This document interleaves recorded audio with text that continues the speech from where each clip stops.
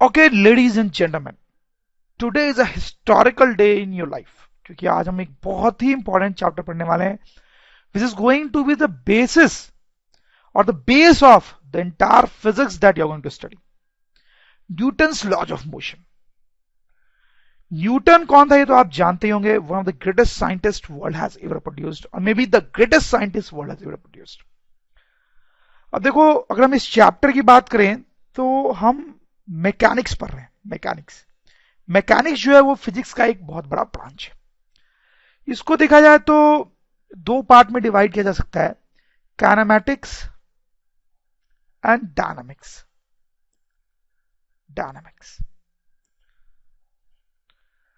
Kinematics में हम ये पढ़ते हैं कि वेलोसिटी क्या होती है, एक्सीलरेशन क्या होता है,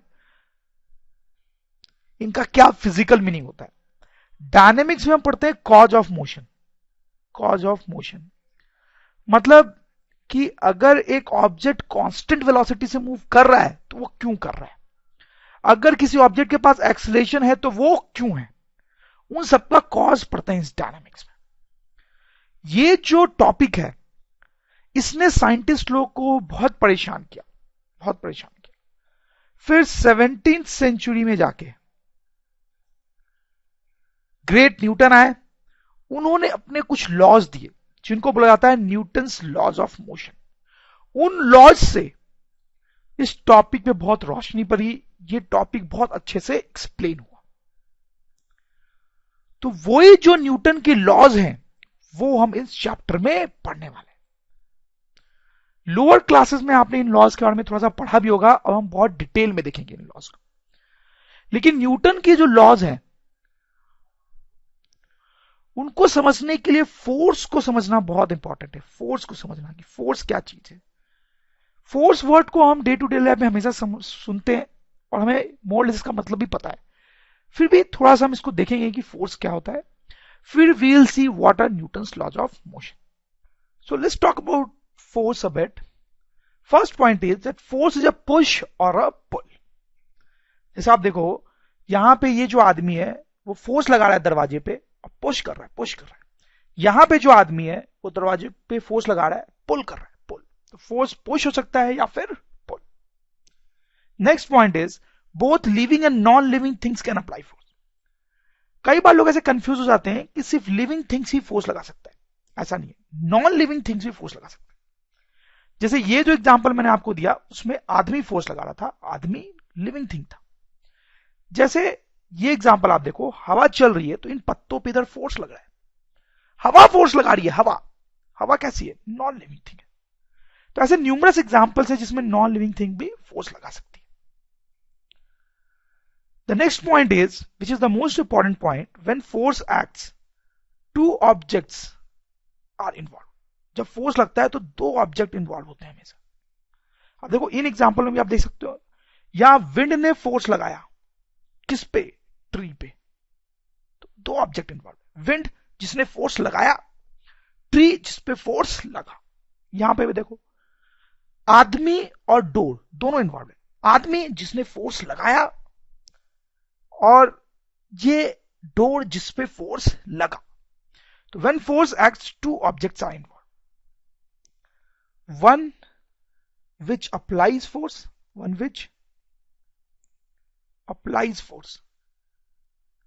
other which receives force. आप समझ रहे होंगे मेरी बात. जैसे आप ये केस देखो, इसमें क्या हो रहा है, इस बॉल पे फोर्स लगाया जा रहा है. ठीक, इस बैट के हेल्प से. लेकिन again two objects are involved, ball जिसपे फोर्स लग रहा है, ठीक है, बैट जो फोर्स लगा रही है. Two objects are involved. वैसे आप देखो, ये बॉक्सर पंच मार रहा है, इस बैग पे पंच मार के बैग पे इधर फोर्स लगा रहा है. तो they are two bodies involved, bag जिसपे फोर्स लग रहा है और बॉक्सर जो फोर्स लगा रहा है. तो आपने कभी देखा है कि बॉक्सर हवा में पंच मार के प्रैक्टिस कर रहा हो? नहीं, क्योंकि बॉक्सर हवा में पंच मारेगा तो किस पे फोर्स लगाएगा, कोई चीज है ही नहीं फोर्स लगाने के लिए. तो इसलिए उसको पंच मारने के लिए क्या तो आदमी चाहिए होता है या पंच बैग चाहिए होता है. क्योंकि जब भी फोर्स लगेगा तो दो चीज होंगी, एक फोर्स लगाने वाला और एक वो जिसपे फोर्स लगेगा। Now comes the main thing, Newton's laws of motion. तो आपको पता होगा कि न्यूटन ने 3 लॉज ऑफ मोशन दिए थे, उन तीनों लॉज को हम यहां पे थोड़ा डिटेल में देखेंगे। तो सबसे पहले बारी फर्स्ट लॉ की, जो कि बहुत ही सिंपल है। इसको लोग कई तरीके से लिखते हैं, बट हम सिंपली उसको ऐसे सोच सकते हैं कि if net force on a body, if net force on a body is zero, it means acceleration of body is zero। ये फर्स्ट लॉ है कि अगर किसी बॉडी पे नेट फोर्स जीरो लग रहा है, मतलब उस पर कोई नेट फोर्स नहीं लग रहा है, तो उसका एक्सलेशन भी जीरो होता है। ये फर्स्ट लॉ है। इसको थोड़ा सा हम और एक्सप्लेन कर सकते हैं कि अगर एक्सलेशन जीरो है तो इसका क्या मतलब है। एक्सलेशन जीरो है मतलब change in velocity is zero, यही तो मतलब होता है एक्सलेशन जीरो होने का। एक्सलेशन जीरो मतलब वेलोसिटी चेंज नहीं हो रही है, मतलब basically velocity vector is constant, मतलब वेलोसिटी कांस्टेंट है। इसको आप ऐसे भी सोच सकते हो कि मतलब ये हुआ कि वेलोसिटी का मैग्नीट्यूड कांस्टेंट है और उसका डायरेक्शन भी कांस्टेंट है। सही, तो थोड़ा काइनेमेटिक्स मिक्स कर दिया हमने यहां पे, बट बेसिक फंडा सिंपल सा है कि अगर किसी चीज पे नेट फोर्स जीरो लग रहा है तो उसका एक्सलेशन भी जीरो होगा। जैसे कुछ सिचुएशंस देखते हैं सिंपल सी, जिससे आपको ये लो और क्लियर होगा। जैसे पहली सिचुएशन अगर हम देखें, तो मान लो कोई ऑब्जेक्ट है, एक ऑब्जेक्ट रखा हुआ है, उस पर कोई फोर्स नहीं लग रहा है, मतलब जीरो फोर्स लग रहा है, और जीरो फोर्स लग रहा है तो उसका एक्सलेशन भी जीरो है and that is at rest. सही, कोई दिक्कत नहीं। जैसे आप सेकेंड केस लो, यहां पे आप देखो ये जो टेडी बियर है वो रेस्ट पे, ये टेडी बियर रेस्ट पे, इस पे फोर्स लग रहा है क्या? लग रहा है। ये जो लड़की है वो इसको इधर खींच रही है फोर्स लगा के, और ये जो लड़की है वो भी इसको इधर खींच रही है फोर्स लगा के।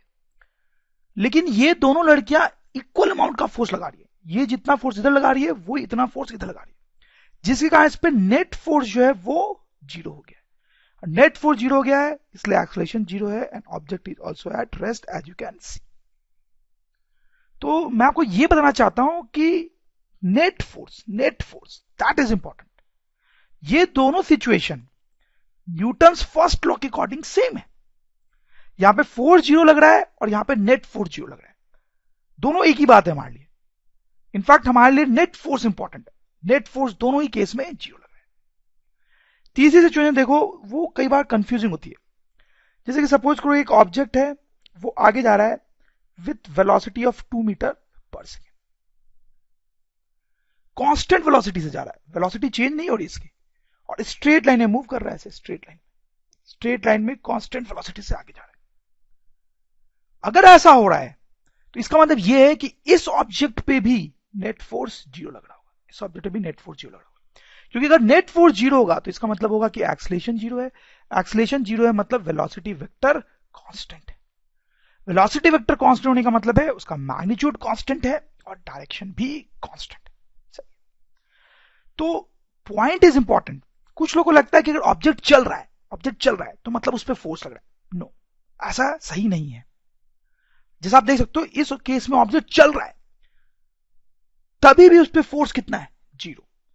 न्यूटन्स लॉ ये बोलता है कि अगर फोर्स जीरो है तो इसका मतलब एक्सलेशन जीरो है। फोर्स जीरो है तो एक्सलेशन जीरो है, एक्सलेशन जीरो है मतलब वेलोसिटी कांस्टेंट हो सकती। तो अगर कोई ऑब्जेक्ट कांस्टेंट वेलोसिटी से मूव कर रहा है, कांस्टेंट वेलोसिटी से, तो एक्सलेशन जीरो है, और एक्सलेशन जीरो है मतलब फोर्स जीरो है। So this is a very important point. If a body moves with constant velocity, net force on it is zero, net force on it is zero. It's a very important point. Once again I repeat कि अगर object कोई चल रहा है constant velocity से, तो लोग ऐसा सोचते हैं कि उसमें कोई फोर्स लग रहा होगा। ऐसा नहीं है। अगर कांस्टेंट वेलोसिटी से चल रहा है तो इसका मतलब फोर्स जीरो है, क्योंकि एक्सलेशन जीरो है। इसका मतलब ये हुआ कि हम ऐसा सोच सकते हैं कि किसी ऑब्जेक्ट पे अगर नेट फोर्स जीरो है तो इसका मतलब है कि एक्सलेशन जो है, जो मैं कई बार बोल चुका हूं, एक्सलेशन जीरो है। तो उसमें दो केसेस हो सकते हैं कि ऑब्जेक्ट जो है रेस्ट पर है, जैसा कि इन दोनों केसेस में हो रहा था, या फिर object moves with constant velocity, constant velocity के साथ वो मूव करे, ऐसा भी हो सकता है। जैसे कि ये ऑब्जेक्ट है और मान लो ये चल रहा है और इसकी स्पीड बढ़ती जा रही है, टाइम के साथ बढ़ती जा रही है, बढ़ती जा रही है, बढ़ती जा रही है। तो इस केस में इसका जो एक्सेलेरेशन है वो जीरो नहीं है। एक्सेलेरेशन जीरो होता तो वेलोसिटी कांस्टेंट होती, वेलोसिटी बढ़ रही है मतलब एक्सेलेरेशन जीरो नहीं है। इस केस में नेट फोर्स इस पे जीरो नहीं होगा, आप समझो। लेकिन वो कांस्टेंट वेलोसिटी चलता तो फोर्स जीरो होगा। क्योंकि ये इतना इंपॉर्टेंट पॉइंट है और इसमें स्टूडेंट्स इतना कंफ्यूज होते हैं, इसलिए इसको एक और तरीके से मैं आपको लिख के दिखाता हूं। हम ऐसा लिख सकते हैं कि if net force is zero it implies that acceleration is zero, it does not imply that velocity is zero. अगर नेट फोर्स जीरो है तो इसका मतलब यह है कि एक्सेलरेशन जीरो है। नेट फोर्स जीरो होने का मतलब नहीं होता है कि वेलोसिटी जीरो। नेट फोर्स अगर जीरो तो हो सकता है कि वेलोसिटी नॉन जीरो हो और कांस्टेंट हो। आगे बढ़ने से पहले मैं एक बात बोलना चाहूंगा कि जो थर्ड पॉइंट है, आपने देखा होगा मैंने इसे बहुत स्ट्रेस दिया है, क्योंकि कुछ लोग को ये डाइजेस्ट ही नहीं होता। उनको बार बार यही फील आ रही होती है कि ऑब्जेक्ट चल रहा है तो उसे फोर्स लग रहा होगा, ऑब्जेक्ट चल रहा है तो उसे फोर्स लग रहा होगा, लेकिन ऐसा नहीं होता है। अगर आपको प्रॉब्लम हो रही है अभी इस पॉइंट को डाइजेस्ट करने में तो कोई टेंशन की बात नहीं है। जैसे जैसे हम आगे बढ़ेंगे you will understand this point very clearly, ठीक है। तो अभी आप इसके लिए ज्यादा ट्रबल ना ले, अभी ये पॉइंट हमारे लिए उतना इंपॉर्टेंट नहीं है, और जब इंपॉर्टेंट होगा तब तक आप बहुत अच्छे से समझ गए होंगे। Now time for second law. तो देखो फर्स्ट लॉ ये बोलता है कि अगर नेट फोर्स जीरो है तो एक्सेलरेशन जीरो होगा। अगर नेट फोर्स जीरो है तो एक्सेलरेशन जीरो होगा। लेकिन अगर नेट फोर्स जीरो नहीं है तो क्या होगा, वो सेकंड लॉ बताता है। तो सेकंड लॉ बोलता है कि net force is equal to mass into acceleration vector. This is second law, और ये बहुत ही पॉपुलर है और यही हमारे लिए सबसे इंपॉर्टेंट लॉ है। तो इसमें आप देखो ये लॉ आपने पहले भी देखा होगा लोअर क्लास में, लेकिन एक नई चीज है कि हमने यहाँ पे वेक्टर साइन बनाया है। देखो फोर्स के ऊपर भी और एक्सेलरेशन के ऊपर भी। तो आपको ये तो पता ही है कि अब force and acceleration are vectors. तो इसलिए हमने फोर्स के ऊपर वेक्टर का साइन बनाया और एक के ऊपर भी वेक्टर का साइन बनाया। जिसे हम कुछ सिचुएशंस देखेंगे जिसके हेल्प से आप इस इक्वेशन को अच्छे से समझ पाओगे। जैसे ये सिचुएशन देखें एक छोटी सी। सपोज करो एक ब्लॉक है हमारे पास, 5 kg उसका मास है और उस पर एक ही फोर्स लग रहा है और वो इधर की तरफ है, दैट इज से 100 न्यूटन। ठीक, इसका एक्सेलरेशन निकालना है कि इसका एक्सेलरेशन कितना होगा। ठीक, फोर्स लग रहा है तो एक्सेलरेशन होगा कितना होगा। तो कुछ नहीं, आप बस ये इक्वेशन यूज कर लो। तो ये इक्वेशन हम यूज करेंगे तो right net force is equal to mass into acceleration. तो नेट फोर्स, इस पे तो एक ही फोर्स लग रहा है, वही नेट फोर्स हो जाएगा 100, mass is given as 5, acceleration a हमें निकालना है। तो यू कैन सी एक्सेलरेशन आ जाएगा 20 मीटर पर सेकंड स्क्वायर। मतलब इस ब्लॉक पे फोर्स लग रहा है और उसका एक्सेलरेशन होगा 20 मीटर पर सेकंड स्क्वायर। किस डायरेक्शन में होगा एक्सेलरेशन, इधर की तरफ होगा इसका एक्सेलरेशन। तो देखो आप, ये जो वेक्टर साइन है एफ और ए के ऊपर, वो हमें ये बताता है कि ए वेक्टर और एफ वेक्टर दोनों का डायरेक्शन सेम होता है। दिस इज इंपॉर्टेंट पॉइंट, हम इसको लिख भी सकते हैं कि direction of a vector is equal to direction of F net vector. ठीक है, बहुत लॉजिकल सी बात है। जैसे आप इस सिचुएशन में देखें, फोर्स इधर की तरफ लग रहा है भाई, तो एक्सेलरेशन भी इधर की तरफ होगा। जैसे कुछ छोटे से एग्जांपल्स देखते हैं कॉन्सेप्ट क्लियर करने के लिए। ये एक ब्लॉक है 4 kg का, उस पर इधर फोर्स लग रहा है 100 न्यूटन का, इधर फोर्स लग रहा है 20 न्यूटन। इसका एक्सेलरेशन निकालना है। तो क्या करें, बहुत सिंपल है। सबसे पहले तो इसका एक्सेलरेशन होगा किधर, इसका एक्सेलरेशन जो है वो इधर की तरफ होगा। क्यों इधर की तरफ होगा, क्योंकि नेट फोर्स इधर लग रहा है ना, इधर वाला फोर्स 100 है, ज्यादा है, तो नेट फोर्स इधर लग रहा है तो एक्सेलरेशन इधर होगा। और वैल्यू कैसे निकालेंगे, तो वो इक्वेशन से निकाल लेंगे। F net is equal to mass into acceleration. Net force हम लिखेंगे 100 minus 20 equal to mass that is 4 into acceleration. तो यहां से एक्सेलरेशन आ जाएगा 80/4, दैट इज 20 मीटर पर second square. That's our answer, simple. वैसे ही दूसरा सिंपल सा क्वेश्चन देखते हैं। यहां पे सिचुएशन है कि वही ब्लॉक है 4 kg का, उस पर एक फोर्स इधर लगा रहा है जो हमें बताना है कितना है, इधर का फोर्स 20 न्यूटन और इस पे एक्सेलरेशन इधर है 5। तो ये फोर्स कैसे निकालेंगे, तो आप देखो फिर से इक्वेशन हम यही लगाएंगे, F net is equal to mass into acceleration, ठीक है। तो एफ नेट जो है वो इन दोनों फोर्स का सब्ट्रैक्शन होगा। तो यहां पे एफ माइनस 20 लिखना चाहिए मुझे या 20 माइनस एफ लिखना चाहिए, दोनों को सब्ट्रैक्ट करना है नेट फोर्स निकालने के लिए। तो एफ माइनस 20 या 20 माइनस एफ, कुछ लोग इसमें कंफ्यूज हो जाते हैं। तो अब देखिए 20 माइनस सॉरी एफ माइनस 20 लिखेंगे क्योंकि एक्सलेशन इधर की तरफ है, मतलब नेट फोर्स भी इधर ही होगा, मतलब ये फोर्स ज्यादा है, ये फोर्स ज्यादा है, तो एफ माइनस 20 लिखेंगे, दिस इज रॉन्ग। तो इसका मतलब है we'll have F minus 20 will be equals to mass that is 4 into acceleration that is 5. So from here we'll get F is equals to, अब देखो कितना आ जाएगा 40 Newton. So that is our answer। ठीक, जैसे एक और पार्ट देखते हैं, इसमें इस पे इधर फोर्स लग रहा है, ये फोर्स हमें निकालना है, इधर 20 न्यूटन का फोर्स लग रहा है और इसका एक्सेलरेशन इधर की तरफ है, इधर की तरफ है। अब ये फोर्स कैसे निकालेंगे, फिर से इक्वेशन वही यूज करेंगे, F net is equals to M into A। अब नेट फोर्स कैसे लिखेंगे, अब F माइनस 20 लिखेंगे या 20 माइनस एफ लिखेंगे, बताओ।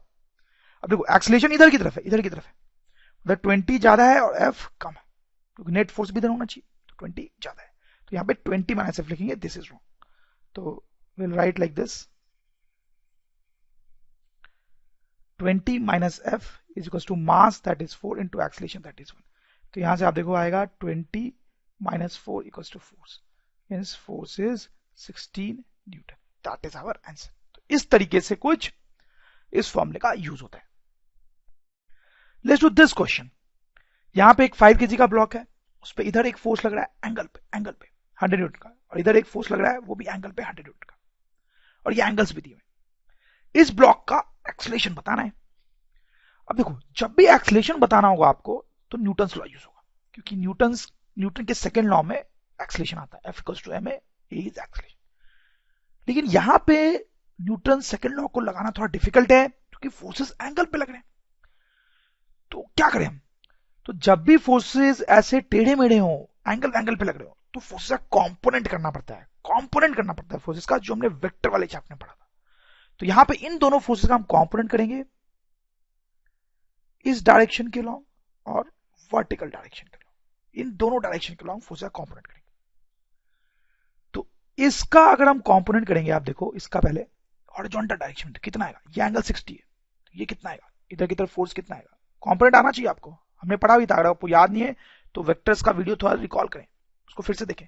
100 cos 60 डिग्री हॉरिजॉन्टल कंपोनेंट, और ये वर्टिकल कंपोनेंट कितना होगा इस फोर्स का, that will be 100 sin 60 degree, सही बात है। फिर से इसका भी कंपोनेंट करेंगे, इसका हॉरिजॉन्टल कंपोनेंट, इस लाइन के लॉन्ग कंपोनेंट कितना होगा, cos, एंगल के बगल में cos, this will be 100 cos 60 degree, और इसका वर्टिकल कंपोनेंट नीचे की तरफ होगा, नीचे की तरफ, वो कितना होगा, that will be 100 sin 60 degree, सही बात है।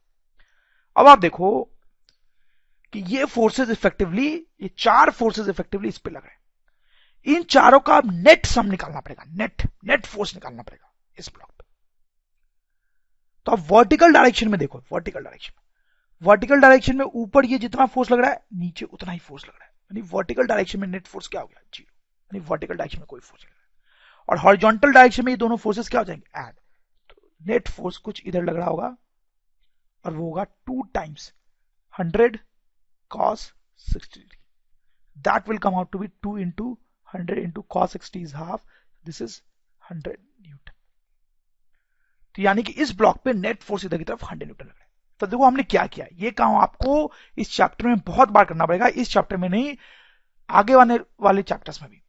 इस पे एंगल में फोर्सेस लग रहे थे, उन फोर्सेस का हमने कंपोनेंट किया, कंपोनेंट करने के बाद इन फोर्सेस को हमने ऐड किया। तो वर्टिकल डायरेक्शन में कोई फोर्स नहीं रहा, क्योंकि इसने दोनों एक दूसरे को कैंसिल कर दिया। हॉरिजॉन्टल डायरेक्शन में दोनों पैरेलल फोर्सेस थे, तो वो ऐड होके इतना आ गया।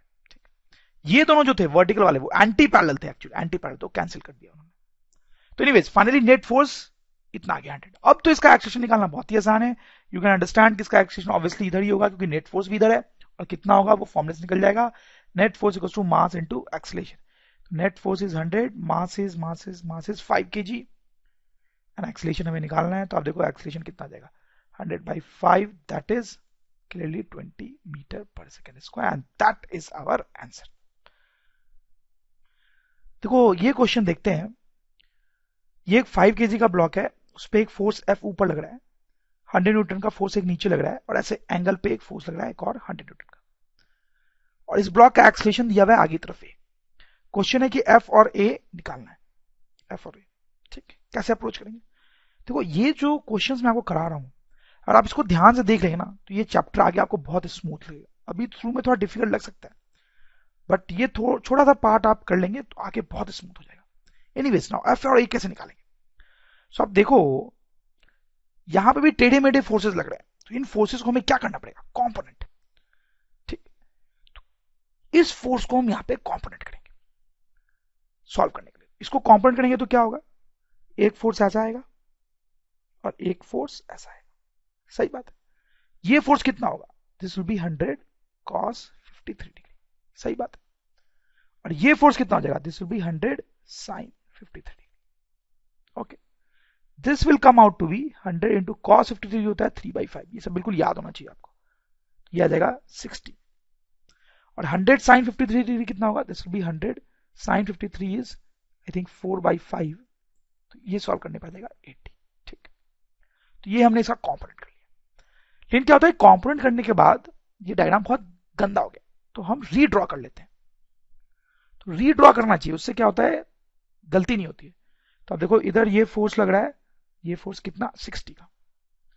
ऊपर ये फोर्स लग रहा है दैट इज 80। फिर नीचे फोर्स लग रहा है 100, और ऊपर एक और फोर्स लग रहा है F। तो ये फोर्सेस हो गए हमारे पास टोटल। ठीक, और जैसा हमें दिया हुआ है कि एक्सलेशन इधर की तरफ। अब हम क्या करेंगे? अब आप देखो, पहले आप इस डायरेक्शन के बारे में सोचो, वर्टिकल डायरेक्शन के बारे में सोचो।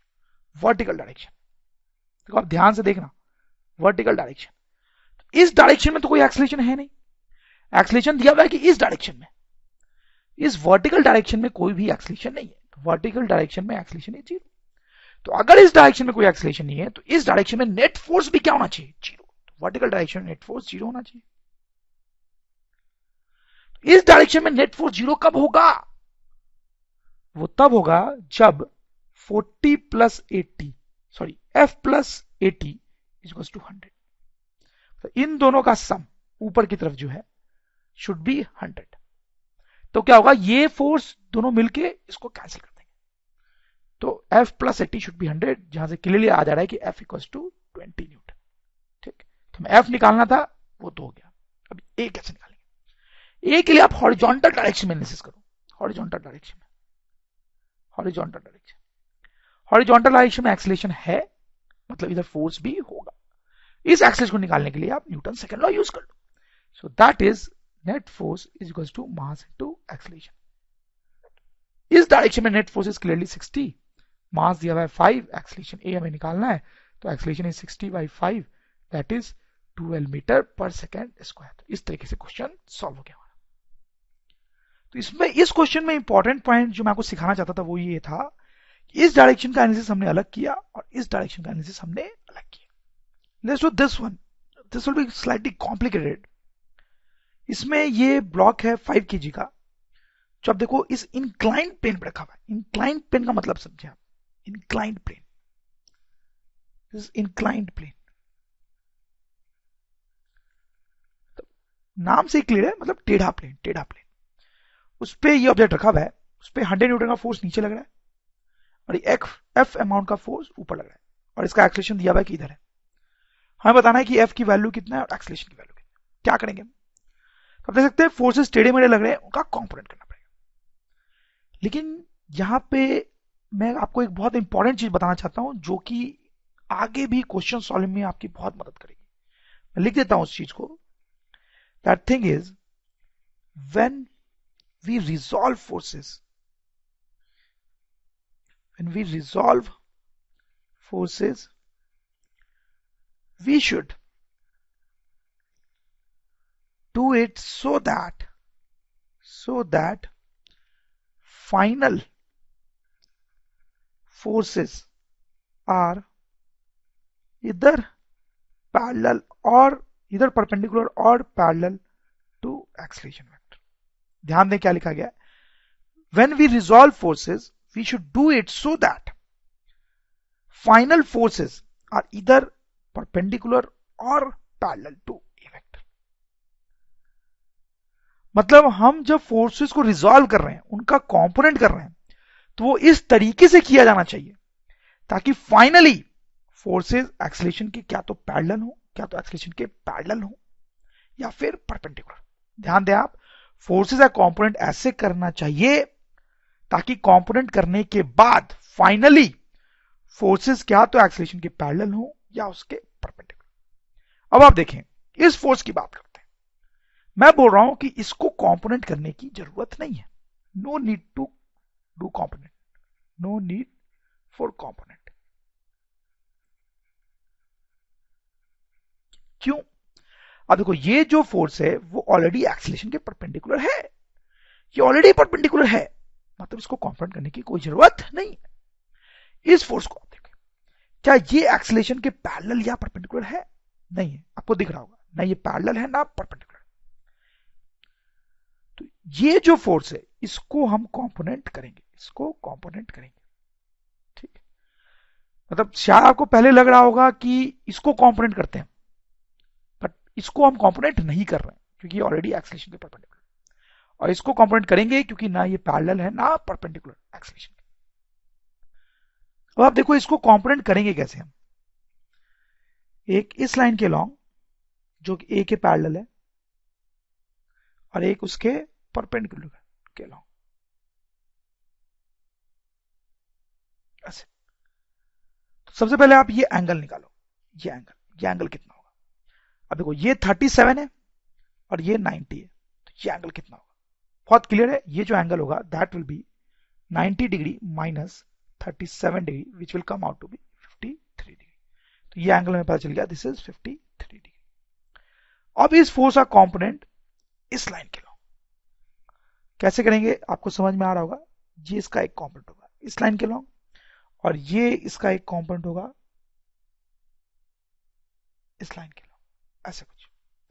तो अब देखो, अगर इसका मैं ये दो ब्लू कंपोनेंट कर देता हूं, तो अब देखो ये कंपोनेंट ए के पैरेलल हो जाएगा, ध्यान दें आप, और ये जो कंपोनेंट है ये वो ए के परपेंडिकुलर हो जाएगा, परपेंडिकुलर हो जाएगा। अब इन दोनों कंपोनेंट्स की वैल्यू क्या होगी? This will be 100 cos 53 degree, cos बगल वाला है ना ये, और ये दूसरा वाला कितना हो जाएगा? This will be 100 sin 53 degree.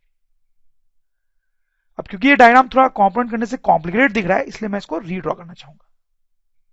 सो आप देखें, ये जो फोर्स है वो मैं ऐसे बना रहा हूं यहां पे, दिस इज 100 cos 53 डिग्री।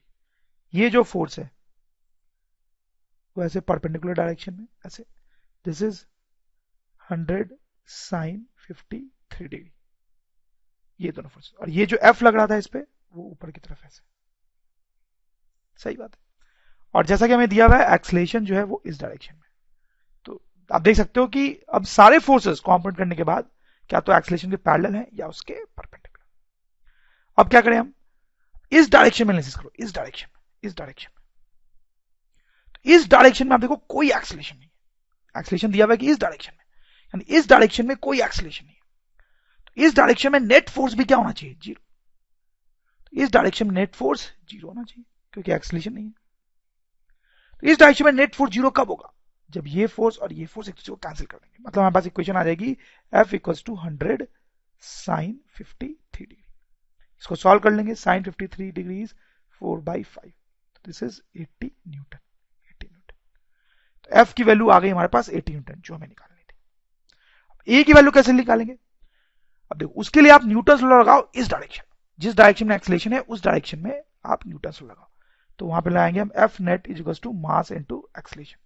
तो F net is 100 cos 53 degree, mass जो है इसका वो दिया हुआ है 5 kg इंटू एक्सीलरेशन जो हमें निकालना है। This will be 100 cos 53 degree होता है 3/5। ये सब बिल्कुल याद होने चाहिए आपको, एंगल के कॉस और साइन। तो आप देखो यहां से क्या आ जाएगा, this will be 60 equals to 5a। तो from here you will get acceleration equals to 60/5 which is clearly 12 metre पर second square. That is our answer. अब देखो, इस क्वेश्चन में नई चीज क्या सीखी, वो ये था कि इसमें हमने इस फोर्स को कंपोनेंट किया, और वो भी कैसे किया है वो भी इंपॉर्टेंट है। इस फोर्स को कंपोनेंट किया, एक ये और एक ये, ताकि फोर्स का कंपोनेंट एक्सेलरेशन के पैरेलल हो या फिर परपेंडिकुलर। ये जो क्वेश्चन था वो थोड़ा कॉम्प्लिकेटेड है, पर इसमें डरने की कोई बात नहीं है। ऐसे क्वेश्चंस हम आगे बहुत सारे देखेंगे और धीरे धीरे आपका कॉन्सेप्ट बिल्कुल क्लियर हो जाएगा, ये मेरा वादा है। ओके, तो हमने न्यूटन का फर्स्ट लॉ और सेकंड लॉ देख लिया है। Now time for third law. Third law को लोग जनरली ऐसे बोलते हैं कि every action has equal and opposite reaction. Equal and opposite reaction normally ऐसे बोला जाता है इसको। बट मैं अगर आपको सिंपल टर्म से बताऊं तो कहानी कुछ ऐसी है कि हम इसको इस तरीके से लिख सकते हैं